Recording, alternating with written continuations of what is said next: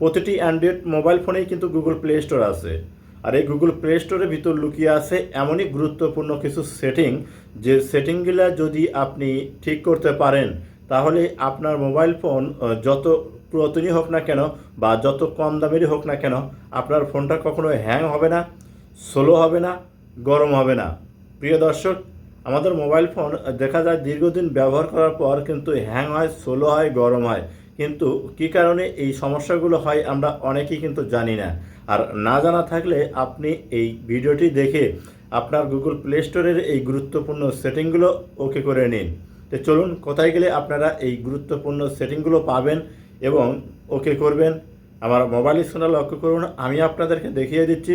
ভিডিওটা দেখে যদি আপনার ভালো লাগে অবশ্যই সাথে থাকবেন। প্রথমে আপনার মোবাইলে থাকা গুগল প্লে স্টোরটা ওপেন করে নেবেন।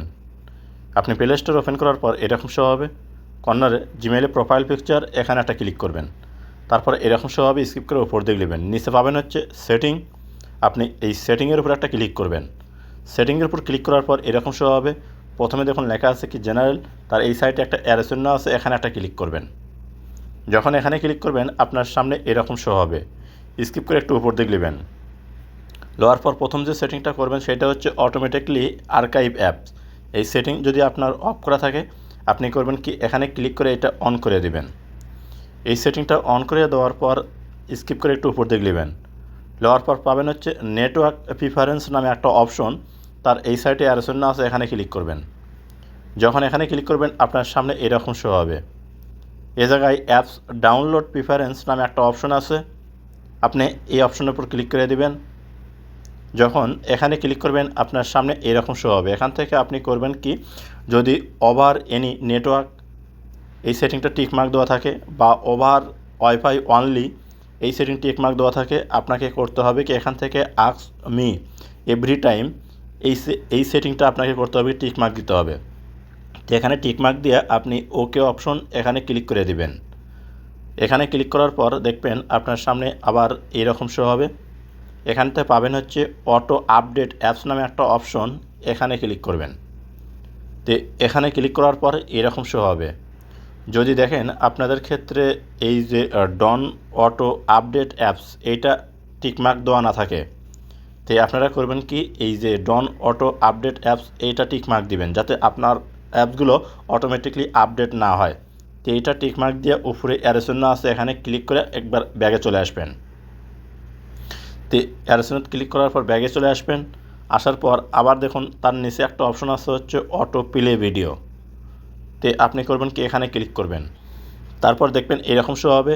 এই জায়গায় আপনাকে করতে হবে কি, ডন্ট অটো প্লে ভিডিও এই অপশনটা টিকমার্ক দিতে হবে, যাতে আপনার মোবাইলের ভিডিওগুলো অটোমেটিকলি প্লে না হয়। তো আপনি করবেন কি, এখান থেকে ডন্ট অটো প্লে ভিডিও এটা টিকমার্ক দিয়ে নিচে ওকে অপশন আছে, ওকে ক্লিক করে দিবেন। এখানে ক্লিক করার পর এখন আপনাকে যে কাজটি করতে হবে, একবারে লাস্ট যে সেটিং, এই যে অ্যাবাউট লেখা আছে, আপনাকে অ্যাবাউটের এই সাইডে দেখুন একটা অ্যারো চিহ্ন আছে, কিন্তু আপনি এই অ্যারো চিহ্নের উপর একটা ক্লিক করবেন। ক্লিক করলে নিচে আরও কিছু অপশন শো করবে, আপনি স্কিপ করে একটু উপর দিকে নেবেন। নেওয়ার পর নিচে দেখুন একটা অপশন কিন্তু লেখা আছে প্লে স্টোর ভার্সন।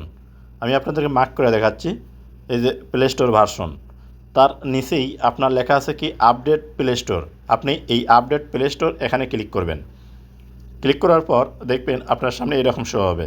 যদি আপনার প্লে স্টোর আপডেট দেওয়া থাকে তাহলে এই লেখাটা কিন্তু শো করবে।